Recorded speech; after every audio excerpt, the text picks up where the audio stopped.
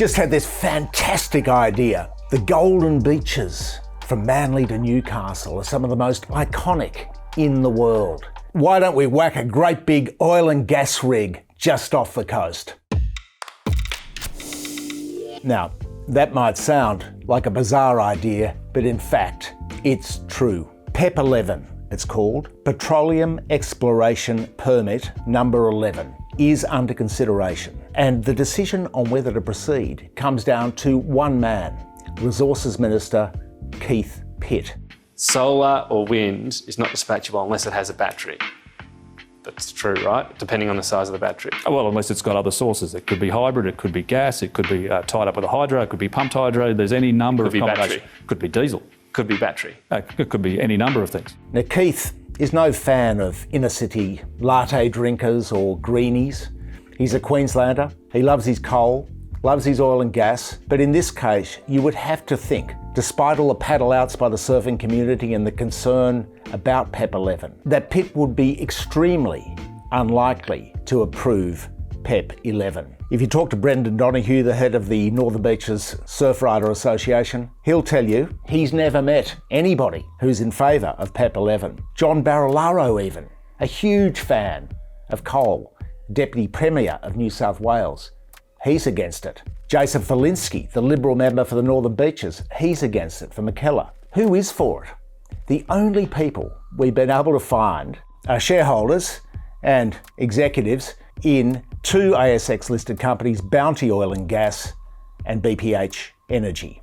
Both of them are little specky miners, and they argue that it's going to be a clean project because there's going to be carbon capture and storage. Good old carbon capture and storage, which doesn't work because it costs too much. And the other one, of course, is that there's a shortage of gas on the east coast of Australia. This is a crisis which has been manufactured by the gas cartel because Australia is the biggest exporter of gas in the world. They claim there is a supply crisis in order to get projects approved. There is no supply crisis. That's why we have things called pipelines. If there's a shortage of gas in New South Wales, it can simply be supplied by the other states, as has been the case for decades.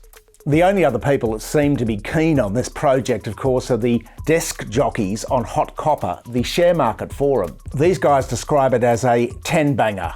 That means if it is approved, the share price of the companies which control the lease will go up 1,000%.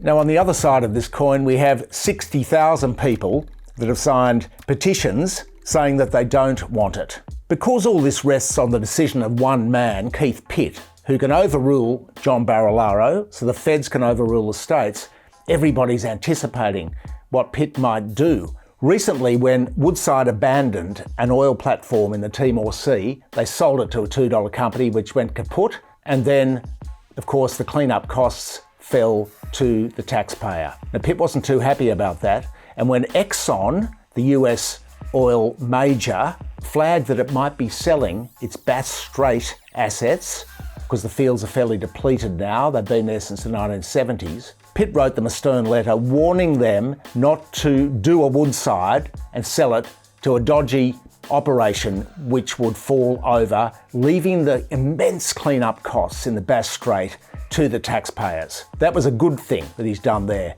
The other point about PEP 11, this is why we don't think it's got a hope in Hades of being done, is because globally, Australia's reputation is already on the nose for its failure to commit to emissions targets.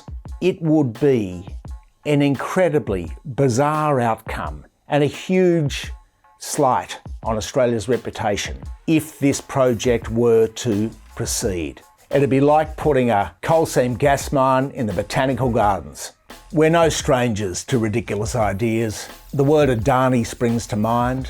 The other one is the government forking out a few $1 million to Shine Energy to do a feasibility study on whether to build a new coal-fired power plant in Queensland. But these two pale in comparison with the bizarre proposal to stick an oil and gas platform off the coast of New South Wales. Like this video if PEP 11 is one of the silliest ideas you've ever heard. Keith, don't support PEP 11. Support independent journalism on Patreon.